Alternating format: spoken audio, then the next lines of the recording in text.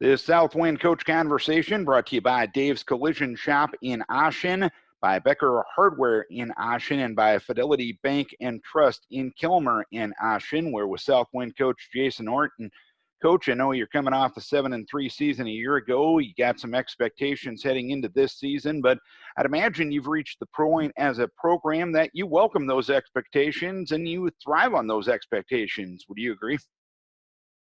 Yeah, and with what you mentioned with the expectations, we do carry ourselves very highly, and we try to meet those standards every year with each group coming in. And every season's a new year, new kids, some returning obviously, and we just try to get our kids to understand the tradition of Warrior football, and we're always looking to try and improve.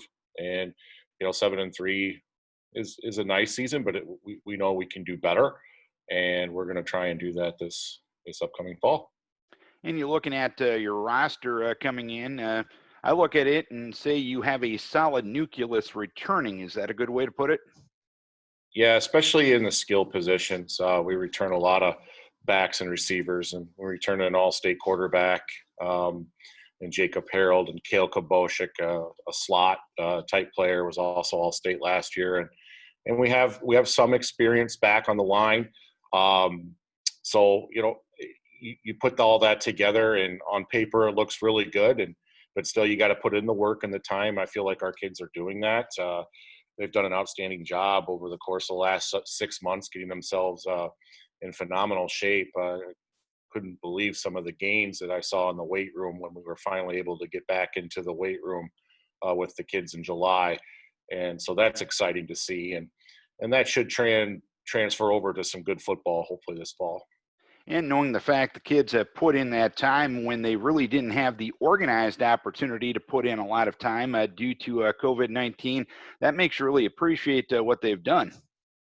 Yeah, they really had to do it on their own. They had to be self-motivated, and that's one thing that we talk about. And our school, our program, in particular with our boys and stuff, with me being in physical education here at the school, it kind of helps with the weight room and so forth. But when you don't have access to those kids, it's nice to see that they're self-motivated and able to do those things on their own.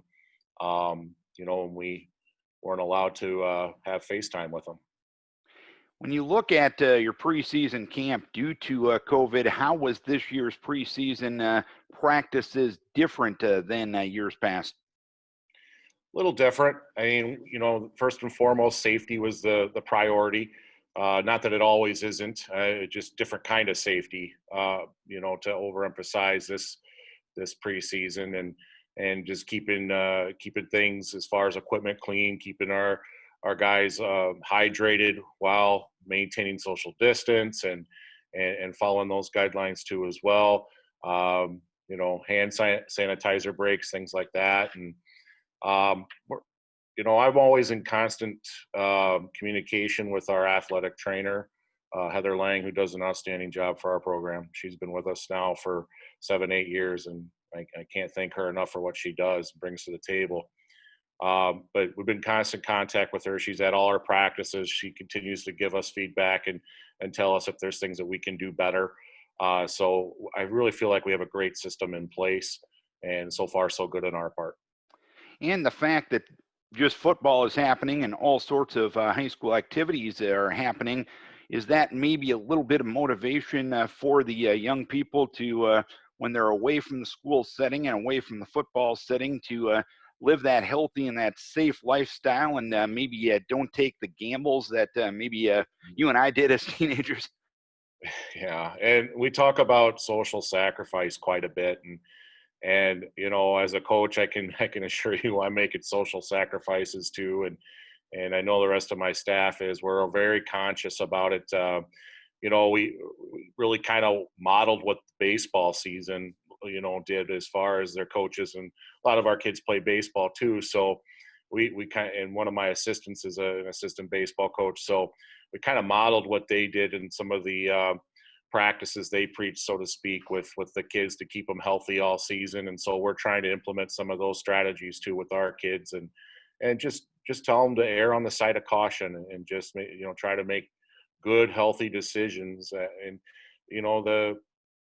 if you don't, you're in position to possibly jeopardize your season, and that's the reality we're in right now.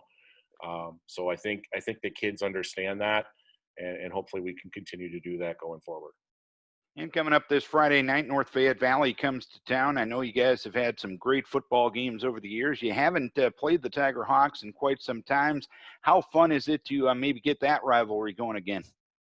We're excited about it. I know they are too. It was just one of those deals where we finally felt that it was time to get the game back, back and running again, and it's working out on both ends. And when the state came out and decided to reduce the schedule, the first person I reached out to was Coach Hines at North Fayette Valley. Say, hey, we still want to have this game, and they did too. So we're very fortunate it's going to work out. I'm sure both sides are really excited. It's going to be a great football game. They've got a great program. They've had some ups and downs over the last few years, but they've got a lot back too as well. I can assure you they're going to be ready to play football Friday night. All right, Coach, appreciate the week one preview. Keep your kids healthy. Best of luck to you this week. Thank you.